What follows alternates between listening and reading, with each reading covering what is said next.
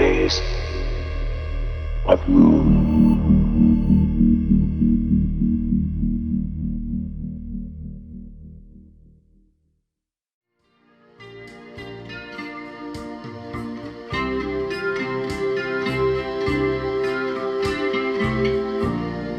We have an unidentified flying object.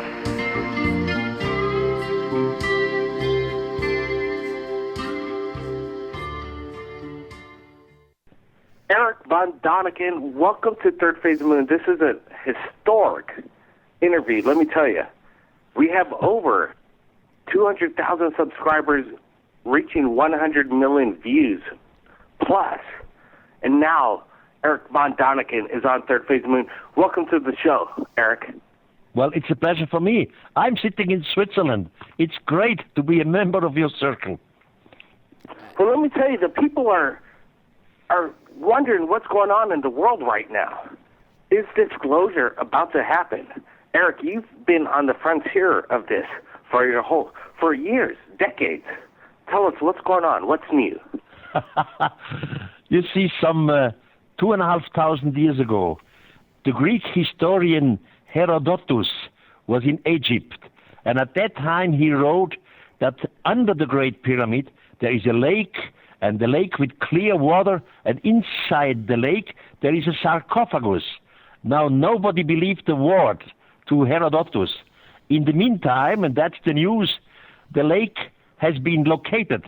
I was down there. There is, in fact, a lake with clear water under the Great Pyramid in Egypt, and in the water is a sarcophagus. Unfortunately, the sarcophagus was empty. So some hundreds of thousands before us, some grave robbers were there. Tell me about the sarcophagus. Is the Egyptian government about to do disclosure? What's going on over there with the elections and everything else? Are they going to put out that the Egyptians have been close encounters with aliens for many years, Eric? Of course, yes. But you see, at the moment, the so-called Department of Antiquity has no chief. Nobody has been selected as the new professor, the head of it. Before, it was Professor Dr. Sai Havas, but he's not there anymore. So, concerning the public work, the government of Egypt says nothing. Nothing goes to the public. So, I was in the lake under the pyramid. I know the lake does exist. I know, by the way, that in the meantime, we have located by electronic meanings about 1 kilometer of shafts and little rooms, etc. But the government of Egypt don't go to public. There is no public messages. What do you Dr. think? J, he's with us right now at Third Phase of the Moon. We really want to thank him for setting this exclusive interview with Eric.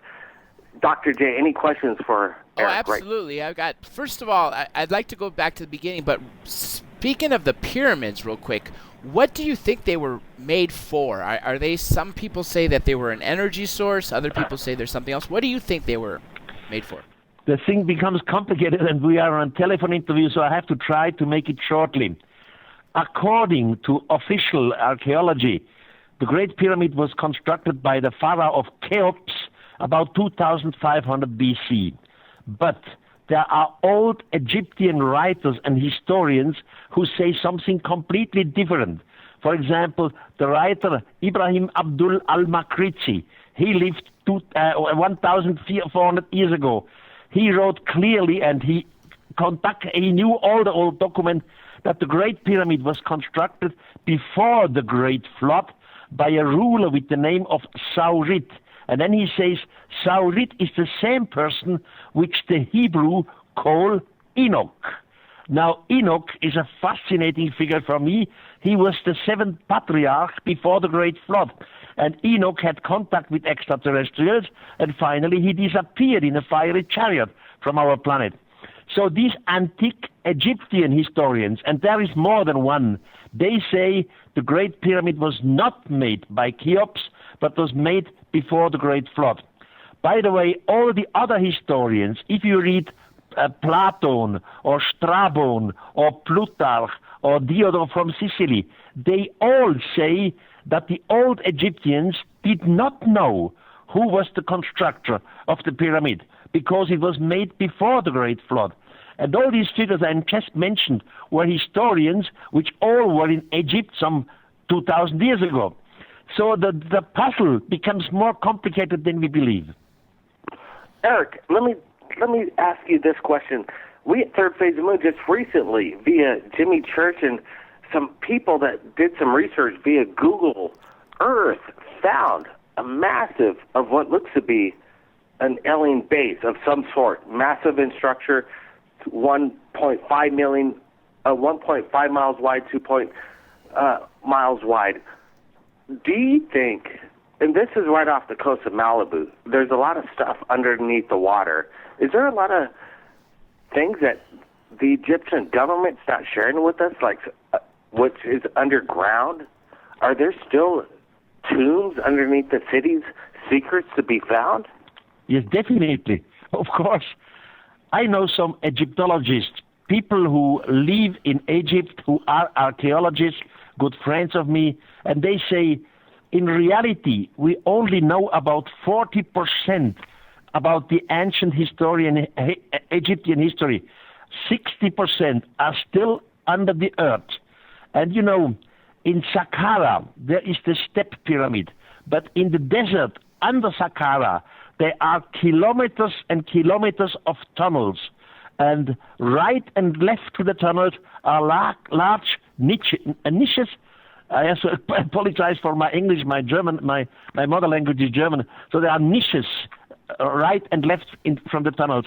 And in these niches, gigantic sarcophaguses. And really, they are tunnels of kilometers. Open to the public are about 500 meters. So the rest is still a secret. You know, Mr. Von Däniken, I'd like to go to the beginning. I realized you grew up as a Catholic, and there was a point in your life when you realized that the God that you were taught to believe in, why was he participating in things such as destroying a wall? Can you tell us the turning point in your life where you... Of course. Yes. I was, for 6 years in Switzerland in a Catholic boarding school led by Jesuits. And of course, as a boy, I was a deep, deep believer in God. By the way, I'm still a believer in God. I'm still one of these figures who pray. But God, in my youth, had to have some minimum qualities. For example, God is out of time. God does not have to make an experiment, and then he has to wait what the result will be. Being out of time means he knows the result before. Or God would never need a vehicle in which to move around from point A to point B, because God is almighty, etc. So these were qualities of God. And then in my school we had to make translations of parts of the Bible from Greek to Latin and from Latin to German. And I realized that in the Bible at least, God uses a chariot, for example, described in the prophet Ezekiel. And Ezekiel even describes detail, like the wings, like the noise, like the feet, like the wheels, etc. Or Moses describes different time when God descends on the holy mountain. It was with smoke, fire, trembling, loud noise, and all these things. So I simply had doubts in my own education. I had doubts in my own religion, and I wanted to find out if other communities in antiquity have similar story. So that was the starting point for me. That's now over 60 years ago, because in the meantime, I'm nearly 80. Well, Eric, you've been on national media speaking about this for decades now. What has the major media thought of your story? Are they shutting this down? Is it tongue-in-cheek? Or is the word getting out? Third Phase of the Moon, the people are listening. People want to listen to what you think. Is the major media picking up? Is there going to be disclosure? Well, you see, in the beginning, and at least for the last 25 years, I was more or less always crashed down.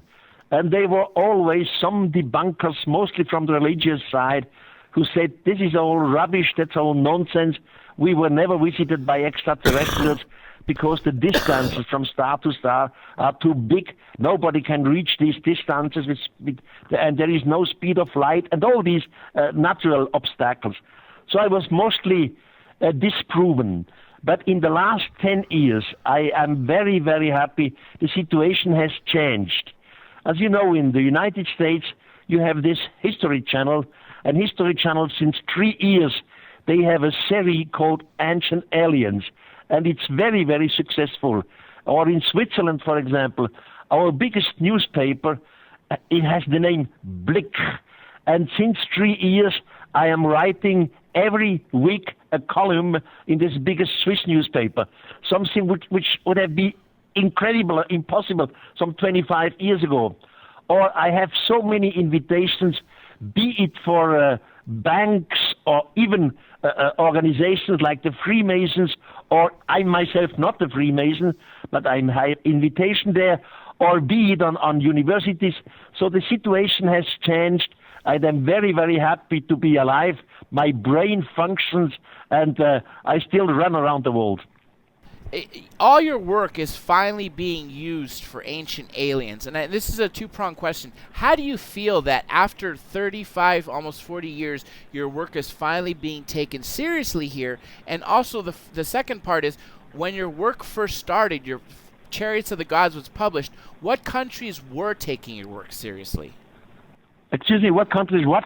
What countries started taking your work seriously from the beginning, and how do you feel that the U.S. is finally taking your work seriously now with Ancient Aliens? You see, it all started in March 1968.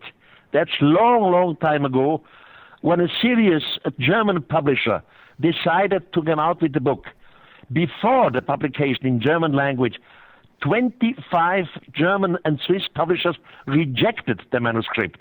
They said, no, this is an impossible hypothesis. This is just all speculation. So they rejected. And finally, a big German company said, we should do it. We should bring these ideas of Mr. Von Däniken into public. And then it started. And very, after 5 weeks, it was bestseller number 1 on every German best-selling list, including Switzerland and Austria. And the next step was the United States.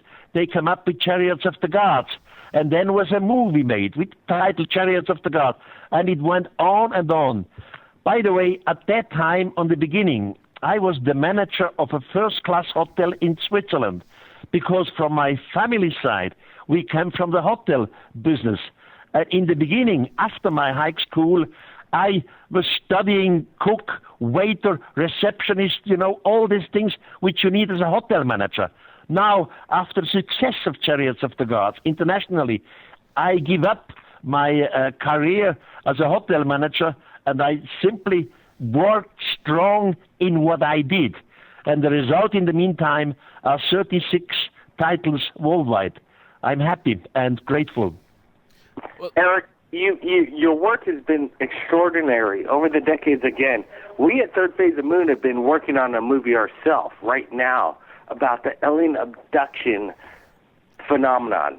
We're basing it on true stories of what's going on around this planet right now from people like you've had contact with. They're telling you the stories, the scripture, the evidence is there. It's been there for years. And we're doing that right here at Third Phase of Moon. The world is listening. We have actually a correspondent of Third Phase of Moon from London, and he has a question for you. Go ahead, Johnny Webb. Welcome to Third Phase. Johnny, you there? You on mute? Yeah, hi, Hello. Mr. Von Däniken. Good afternoon to you. Yes, I'm listening. I have difficulties to hear you. Yeah, I'm sorry about that. It's the connection here, but I hope you can hear me now. Now it's okay. One of my questions is obviously with the overthrow of Mubarak, and I wondered, was there any pillaging of antiquities in Egypt? And you said that Mr. Zawi is no longer the head of antiquities. What's happening there now? I don't know. I was in Egypt last time 4 months ago, and I have asked what is going on with the Department of Antiquity, and I received no satisfying answer.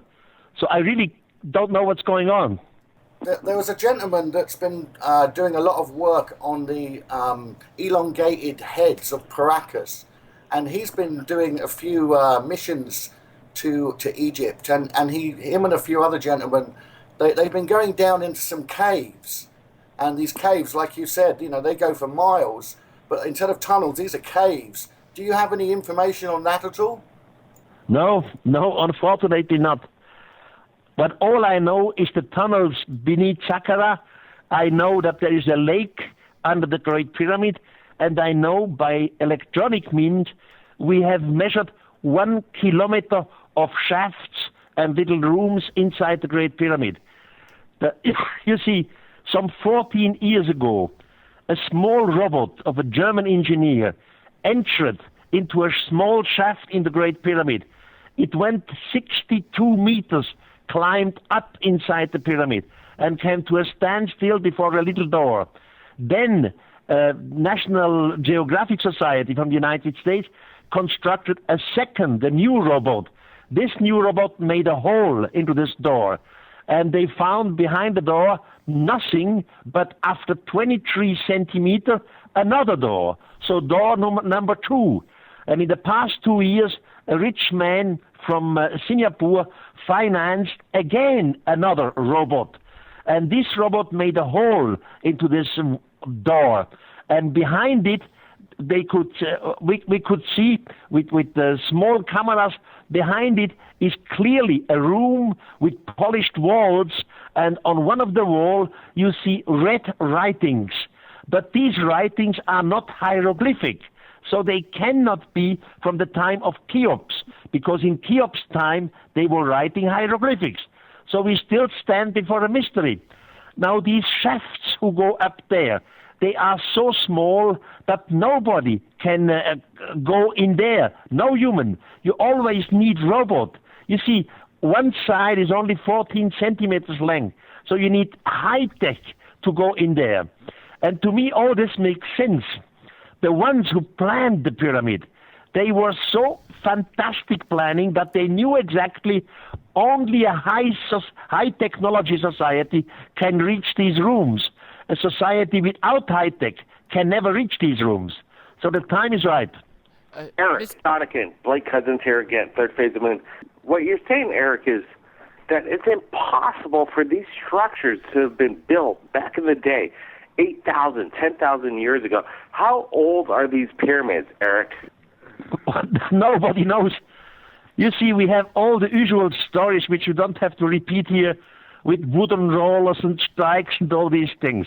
And theoretically, it is possible that a bunch of humans made these things. But what is absolutely not possible is the planning, the inside, the engineering. Because before you start to make a big construction with many rooms and halls and something, you need the engineers to plan it. And this is absolutely not possible for Cheops' time. You see, Cheops was living about 2400 BC. His father was Snorfu, and Snorfu came right out of the Stone Age. There was no technological evolution for all this. So we still have the mystery, and we are right to ask the questions.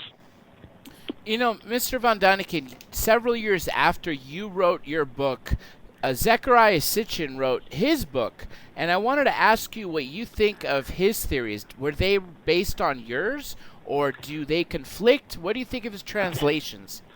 Well, I knew him very well, and we were together for many, many hours in Switzerland, in Germany, but also in the United States, and I admired him all the time. I was not of his opinion concerning the 12th planet, because in the 12th planet, Zechariah Sitchin suggested that there is an unknown planet in our solar system which has an orbit around the sun of 3,600 years. And that seemed to me impossible. If we would have an unknown planet in our solar system, our astronomers would know it, because we can measure it. We can measure the gravity, we can measure dates, etc. So only in this point, I disagreed with my friend Zechariah Sitchin. In all the rest, his translations of Sumerian cuneiforms and all this, I am absolutely happy with the books of Zechariah. Do you think that NASA's kind of covering up what's going on in Egypt? It's all mission control, as Zachariah has said in his book, The 12th Planet, that it's like a 3-stage rocket. The evidence is clear. Is there any more new evidence that's coming out through these discoveries? No, not to my knowledge. But you see, all this cover-up is in reality, I don't call it cover-up. Of course, some scientists and some groups know more than what they give to the public. But it's not directly to call cover-up. They simply are afraid. They don't know, they don't have enough information, and they want to be scientific. To be scientific means always to be reasonable.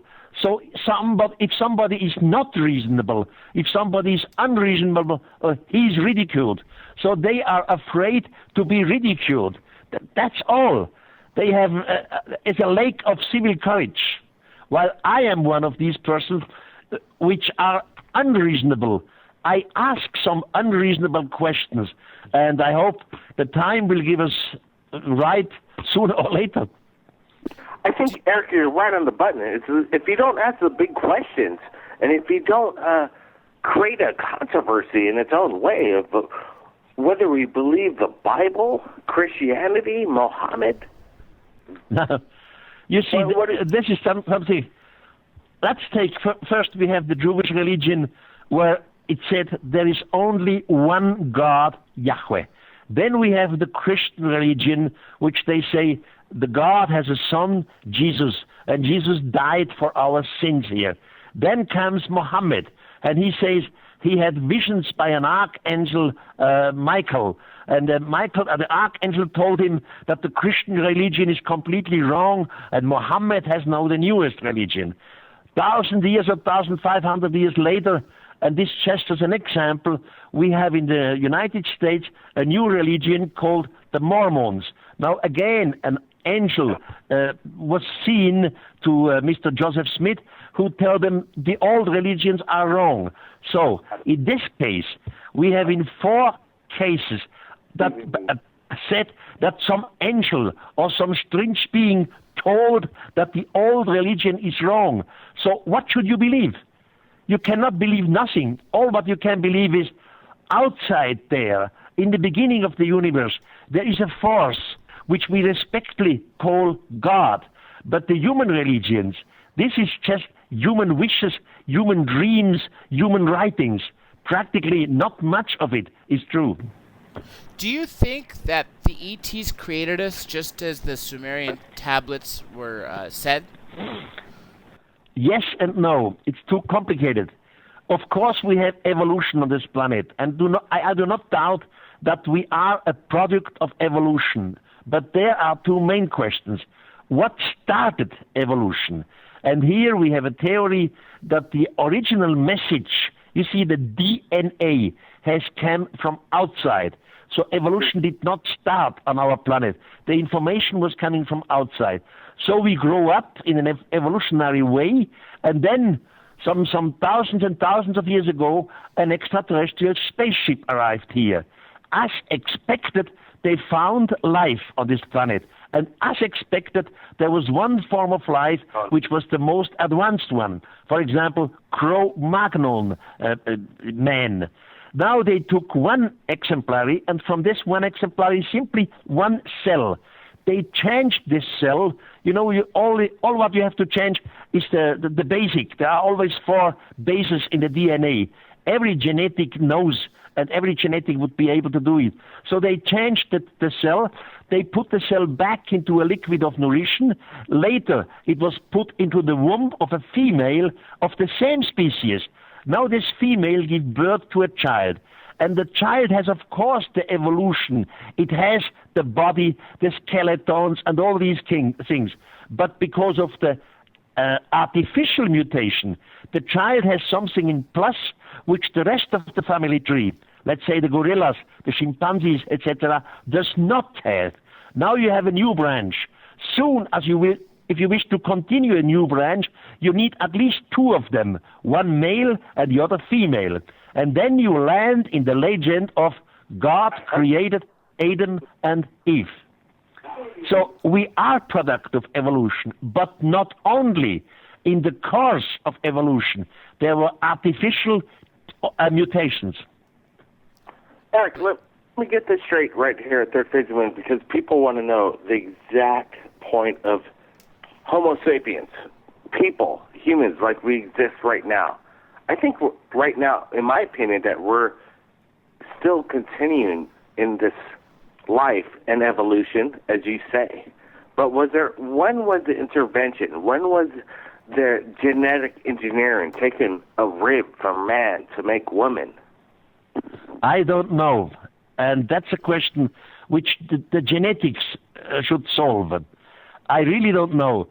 Because of my researches in ancient religions and the ancient mythologies, I know that the gods created humans according to their own image.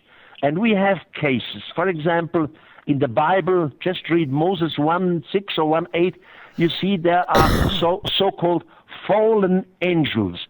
The fallen angels came down to heaven and they had sex with humans. And the same thing in the book of Enoch. Enoch describes that 200 of the guardians of the sky have come down to earth. He gives even the names of 36 of these 200. And these 200 had sex with humans. Now, to come back, if some extraterrestrial species has sex with humans, that would mean that the sexual apparatuses of the others must be the same to us. Otherwise, you cannot have sex. Sex without a product. So they were similar to us, and that's exactly what the old religion says. God or the gods created man according their own image. All true, we are product of evolution. It's all not coincidence. The starting point of evolution was coming from outside, and during the course of evolution, some artificial mutations were made. Now you ask for a date. I don't have a date. I know that we were visited at least 3 times in the past. The first time, maybe about 16,000 years from now on. And then again, 2 or 3 times. The last visit, probably about 3,000 years from now on. But I don't know when the mutation took place. That's a question for the genetics. How many different species do you think have visited us over the years? I don't know that either. Really, I don't know what kind of species have been here. But more or less, they looked all humanoid. It doesn't matter if they had maybe 7 fingers or 4 arms, but they had a head, they had a body, they had arms, they had legs, they had the ability to speak, etc. But how many different species, nobody knows. I wanted to go back to, obviously, like you said, they were humanoid. They had to use the same genetic or genitals that we did to have sex. But you mentioned fallen angels. Does that imply bad angels? Do you think that there was bad factions versus good factions that visited us? Something like angels did never exist. The word angel is simply a translation out of the religious context. You see, when you have designs of beings from outer space, for example, in cave paintings, thousands of years old, you see some beings coming down with wings, and around their head there was something like a halo. Now, in the writings, we call these beings angel. Angels are messengers coming down. And in the Bible and other texts, some of these angels had sex. So they were no spiritual thing. We should change the word angel and write it new, extraterrestrial.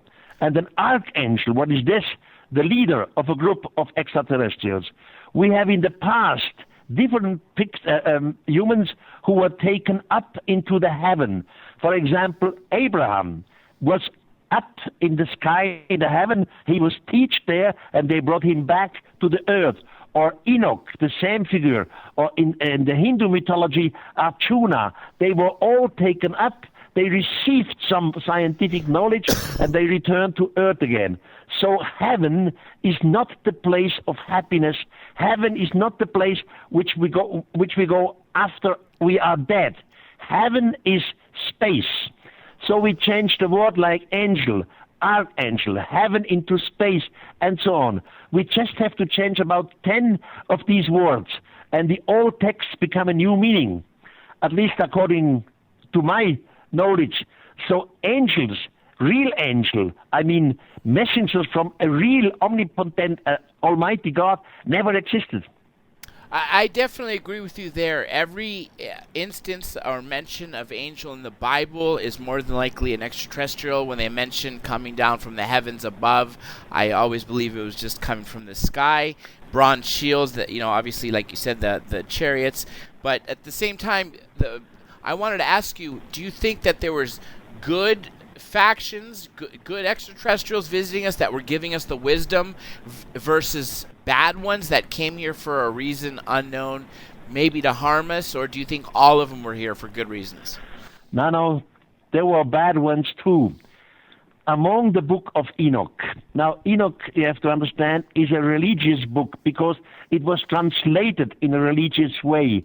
But you can look at the book of Enoch in another way, not in the religious way. So according to Enoch, there was something like a mutiny. Some 200 of these extraterrestrials, they mutinied against their boss, against the commander-in-chief. They came down to earth. They had sex with our women, which was forbidden. And as a result, the highest, which means not God, the highest is the commander of the spaceship, he ordered to destroy the earth by a great flood. So we have different characters there, some good ones and some bad ones.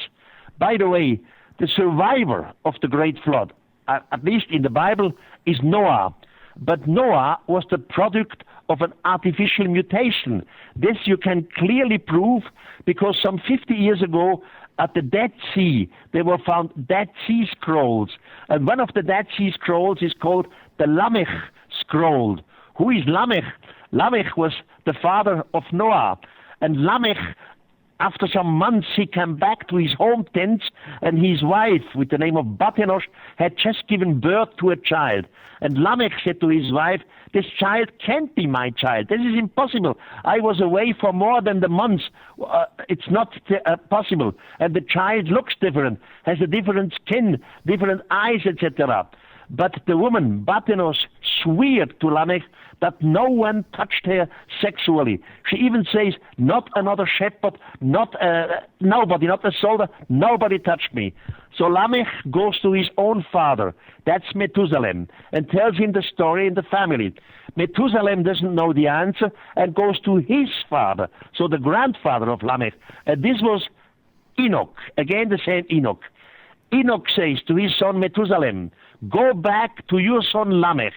Tell him that the guardians of the sky have made a changing in the womb of Batenosh, an artificial changing. They did not touch her sexually.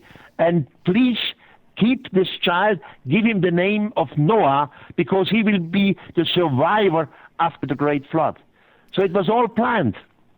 I'm glad you brought up the Great Flood. First, recent studies have now shown that there was a period of time when Neanderthal lived on the same planet as Homo sapiens. And since every religion has a mention of a Great Flood, I wanted to ask you your perspective of, do you think the flood was to get rid of the Neanderthal to make room for the genetically altered Homo sapien, which you just mentioned? Yes, I really think so. You see, in Central America, we had the Maya. And in Europe, we had the old Greeks, Plato, Socrates, etc. In his books, Plato clearly says and describes the destruction of mankind by a great flood. But the Maya in Central America say the same thing. But between old Greece and Central America, there was no contact at that time. In South America, we have a tribe which is called the Kogi Indians. They live in Colombia. And the Kogi Indians, they have the same story again of a great flood, which have the Maya in Central America, and which has the Greek in Greece. So there are many other of these examples. The great flood was written and handed down by several societies which had no contact together. And they all say it was a punishment. Some god punished the earth. He wanted to destroy something and restart again. Johnny, you got a question? Johnny was on mute. There you go. Go ahead, Johnny. Yeah, hi, Mr. Von Däniken. Sorry, I was actually listening in at the time. A few of the questions I wanted to go back to, because what we're talking about, I noticed that in England we have a lot of crop circles here. And I remember one specifically, which was at Chillerbolton Telescope in England. This crop circle appeared, which seemed to be the representation of an alien form in the same context as what Carl Sagan had sent up on one of the Voyager missions. And so this was placed on the Earth, and it showed the alien, it showed their DNA, their structure and composites, and what they looked like. And they had a bigger head, but they inevitably had, a head and arms and legs. So they did look like us. I wondered what you thought about this. Of course, as we all know, among the crop circles, we also have some falsificates. And we know the people who make them, who falsificate them.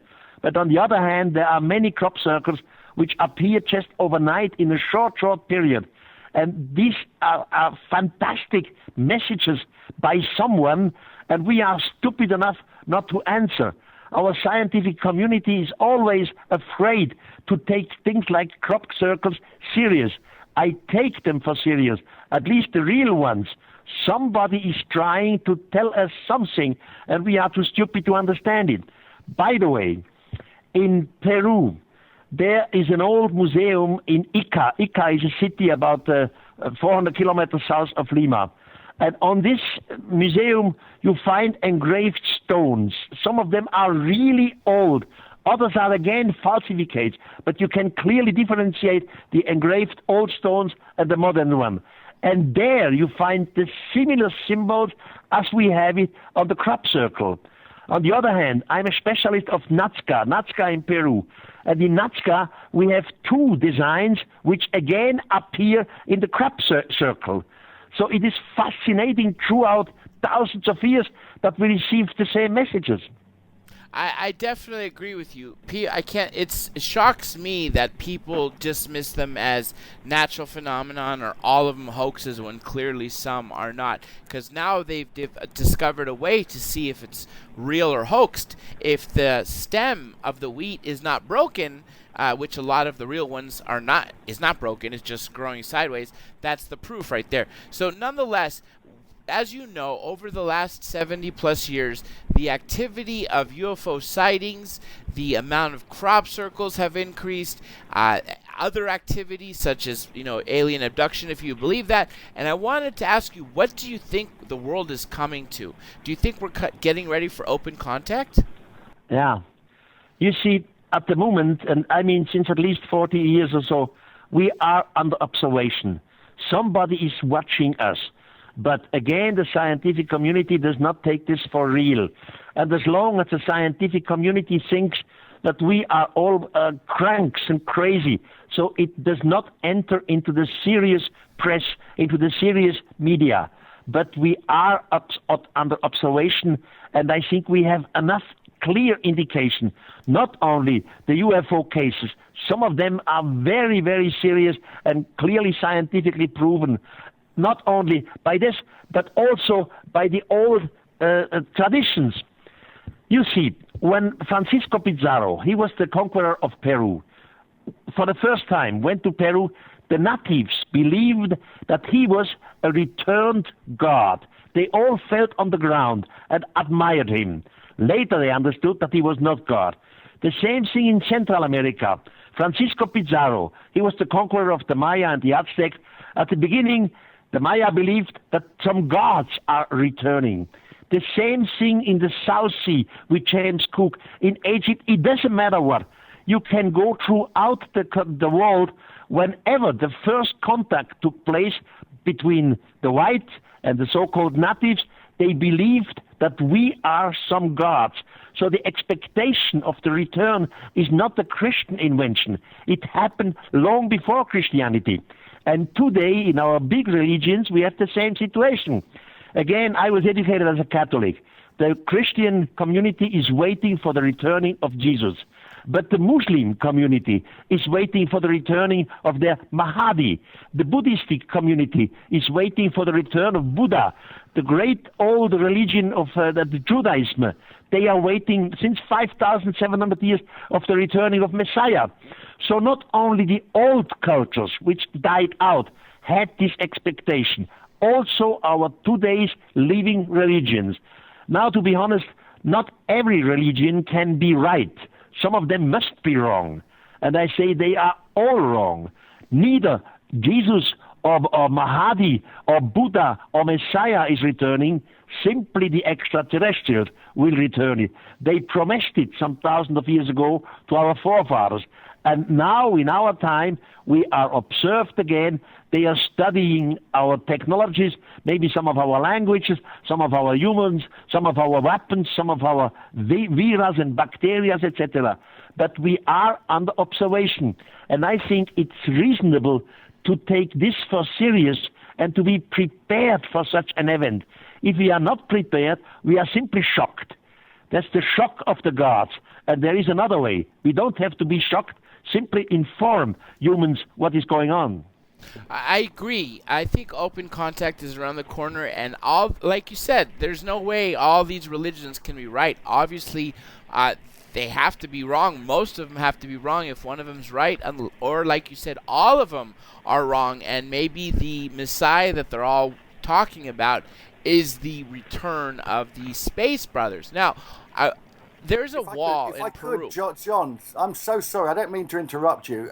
I would like to carry on with that same topic there, Mr. Von Däniken, because I was brought up a Christian, and I thought that what I saw in the Bible was that it said this: in the end times, the whole world shall be against Jesus when he returns. And it said that he shall return through the clouds. So my understanding is we're being psyched up on a global scale with media to fear the aliens, to fear these watchers, these observers.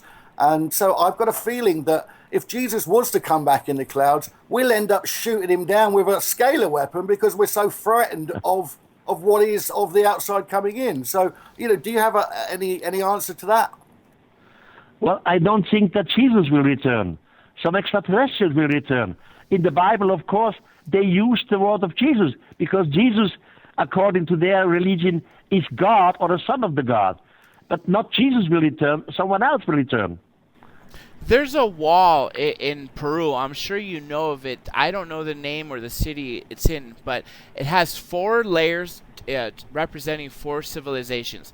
The bottom layer is so perfect and the blocks are so perfectly aligned, you can't fit a human hair. Above that is the ancient Inca civilization, which is just a bunch of rocks put together ready to collapse. Above that is where the Spaniards took over in the 15th century, 16th century, and above that is the current one. Out of all 4, including the current wall, the most advanced one is the ancient one. I wanted to ask you, did we have some sort of ancient technology that we lost? Definitely, yes. You see, every technology has a certain evolution. People have to learn. Once we were cavemen, then we invented the bow, we invented the spear, we slowly learned how to work with the soft stones and then with harder stones. So it's all a question of evolution in technology. And in that case, in the highland of Peru, I know it very well, the evolution of technology is turned upside down because the most perfect blocks are the oldest one, and they have been transported of a distance of at least 40 kilometers, and some of them have a weight of 30 tons. So Stone Age people had no possibility to move, to transport the blocks. They did not have the tools to polish hard rock like granite or andesite. It's absolutely not possible for Stone Age time. Now, when the Spanish conquerors come up to Peru, they were standing before that great wall, and among them was the last Inca ruler. And they asked the Inca ruler, who made this? what is it? Is it a temple, some holy place for you? And the Inca ruler said, no, this is not made by us, not made by our people. The gods did it in one night. So that's the answer of the Inca, the ruler.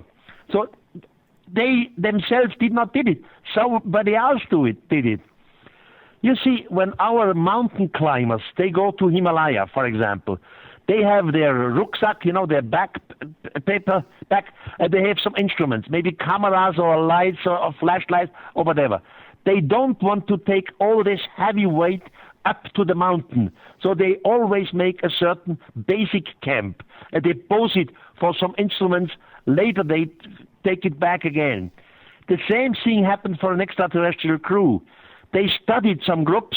They don't want to move all their technology the whole time. So they simply, with their tools, they made something, a wall, some room, in which they could deposit their high technology, that it is not destroyed, be it by animals or humans. And with their technology, they were able to do it in one night. Now when the gods, the so-called gods, disappeared, the natives came and say, hey, this was a holy place, look at these walls, the god made it, maybe they will return here. So now the natives start to construct temples. So you have a broke in evolution of technology, and you clearly can make the difference what is Inca, what is pre-Inca, and what is not from our planet, because of the tools. Yeah, I've been following this work from Brian Forrester, who's working out in Cusco in Peru, and he's been sort of like bringing this to attention.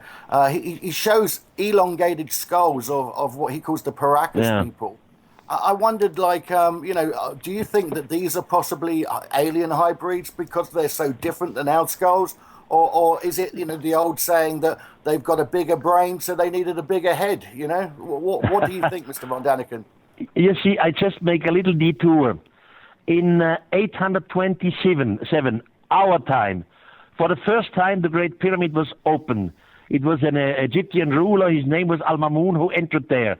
And in his biography, they said he found 3 sarcophaguses, and inside were the mummies of 3 human-like personalities. But all the 3 had big, long heads. So this is handed down. Now we know that these elongated skulls, these deformated skulls, were found worldwide, not only in South America or Cusco or Peru, also in Egypt and elsewhere. And we know that some of these elongated skulls were really made by humans because they wanted to look like their gods. So they pressed the head of the babies together in 2 wood plates, etc. But the problem is the brain did not become bigger. If you have a bigger head, the brain still has the same volume as before. The brain does not become bigger. So in the rest of the head, you simply have water. It's a water head, which means it becomes an idiot. So we have to differentiate. We had elongated head, which were real extraterrestrials, the one which were found in Al-Mamun in the Great Pyramid. And we have other elongated head, which were made by the humans. But soon as the children grow up, they have become idiots. Johnny, you had something else. Go ahead. It was just that. Yes, it was. It was that with some of the elongated skulls that was found in Cuscus, they noticed that some of the children's skulls that still had this shape to them had teeth, and that some of these children were very young, 5-6-year-old children, but they had very formed adult-type teeth, but they still maintained this head shape, from a very young age. So it's not as if we're following, say, like an African tribe where they put rings around their neck, and over the years, the neck stretch, these heads were sort of formed from a very young age. Yeah, that's true. But yes, by the way, gentlemen, I have to leave in about 5 minutes. Okay, we'll wrap this up shortly. Akhenaten, King Tut's father, clearly had a elongated head. Now, do you believe he was an extraterrestrial that started spreading his DNA through his children? Yes, in this case, yes, because he was a king. Excellent. Johnny? I'm still thinking about something at the No moment, problem. but Anyway, please carry on. Mr. Von Däniken, what are some of the best places you visited and seen some of the most technology from the past? Until today, we have no hard facts which was left on the earth by extraterrestrials. We have wonderful sculptures, we have wonderful temples, pyramids and all this, but this was made by the humans, not by the extraterrestrials. I never found an extraterrestrial artifact, I mean some kind of tool or something technology. I would be happy to have it, would be proud to present it to the scientific community. So all what we work with it are indications. And among these indications, absolutely sensational is the plaque, the tomb plate of Palenque. Palenque is in Central America, in Mexico, and there is a pyramid called the Temple of Inscription. And in 1952, deep beneath this pyramid, a tomb was found. And the tomb was covered by a big stone plate. I mean big, 3.8 meters long, 2.20 meters large. So a big one block. And on this stone block is gigantic chiseling. You see a man sitting on a chair, bending forward, almost like a racing motorcyclist. He has some mask on his nose. He uses his two hands to manipulate some control. And at the end of his vehicle, you see something like a linking flame coming out. Now, in 1952, when this was discovered, archaeologists said it is Pakal. Pakal was the second last ruler of Palenque. And Pakal is entering into the earth. So he's dying. In the meantime, 14 different scientific explanations have come up to explain this mystery. But the newest explanation comes from the professors Stewart and Stewart, because it's the father and the son, and they are the world's most respected epigraphs. Epigraphs means translators from Maya language. And they clearly say now the whole stone has only to do with the universe, with the cosmos. And the person sitting there is in fact Pakal. But Pakal is not entering into the earth. Pakal is entering out to the universe. He's flying away. So for the eyes, this is absolutely sensational. The tombstone of Palenque. I agree. There's so much evidence out there. It's just a matter of time before we wake the world up. Just a few more questions. What is next for you? I do know you're speaking at Contact in the Desert, which is why we're interviewing now, because we are giving away one ticket per week per show and featuring one speaker. What are you going to be telling people, aside from going in depth of what we're speaking, at Contact in the Desert, as well as what's next for you after that? Well, you mentioned Contact in the Desert, Joshua Tree, and between the 3rd and the 5th October, there is in Minneapolis a Paradigma Symposium. And on October 11th, I am in Virginia Beach speaking at the Edgar Cayce Foundation. But this is all open to the public. Excellent. Well, that was my last question, if you don't mind me asking, Mr. Von Däniken. The Edgar Cayce mentioned before he died that they would eventually find something in the heel of the Sphinx, and I noticed that they found a small hole and opened it. Do we know what was inside there? No, they found a small hole, but only by measuring from upside.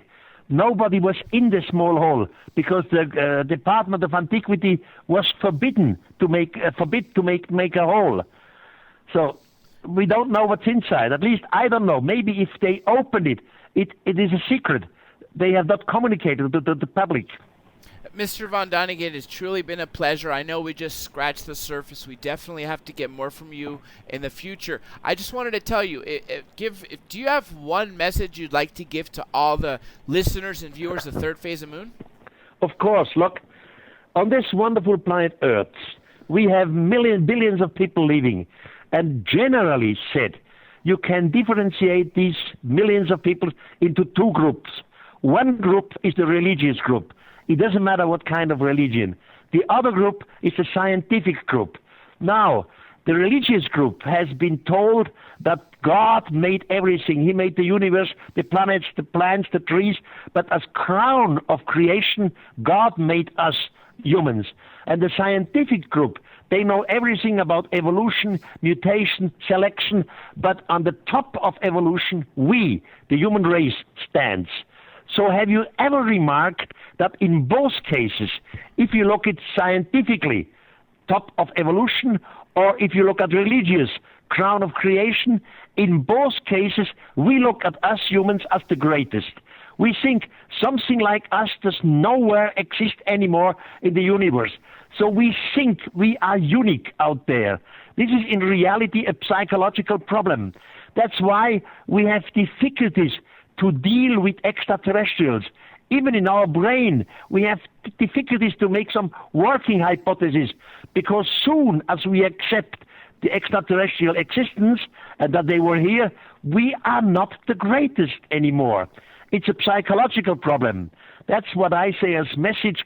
We have to return again and to become humble and to learn there are billions of intelligent forms of life out there, and sooner or later we will get in contact with them again.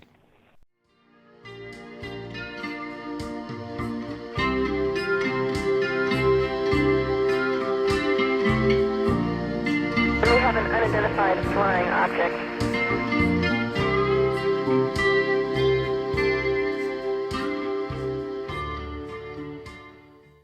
Third phase of moon.